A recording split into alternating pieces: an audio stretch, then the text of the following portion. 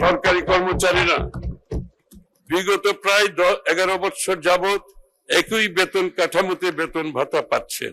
ইতিমধ্যে মূল্যস্ফীতিজনিত কারণে জীবনযাত্রার ব্যয় অনেক বৃদ্ধি পেয়েছে। আমরা সরকারি কর্মচারীদের জন্য নতুন বেতন কাঠামো আগামী 1 জুলাই 2026 হতে ধাপে ধাপে বাস্তবায়ন করার ঘোষণা দিচ্ছে মাননীয় স্পিকার। দেশের বিভিন্ন অঞ্চলের মধ্যে অর্থনৈতিক সামাজিক অবকাঠামোগত বৈষম্য কমিয়ে সমতা ভিত্তিক সুষম উন্নয়নে বহুমুখী পরিকল্পনা বাস্তবায়ন করা হচ্ছে।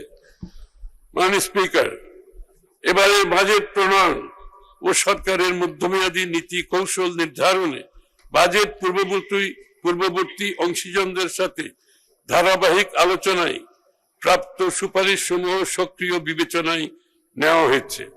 বর্তমানে সীমাবদ্ধতা ও চ্যালেঞ্জ সত্ত্বেও আমরা মনে করি নতুন বাজেট অর্থনীতিতে ইতিবাচক পরিবর্তনের সূচনা করবে।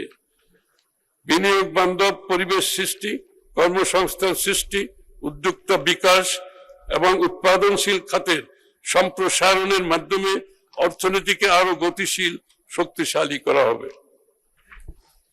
আমাদের লক্ষ্য এমন একটি অর্থনৈতিক কাঠামো গড়ে তোলা যেখানে বেসরকারি খাত হবে প্রবৃদ্ধির প্রধান চালিকা শক্তি এবং তরুণ ও নারীদের জন্য সৃষ্টি হবে নতুন সম্ভাবনার ক্ষেত্র।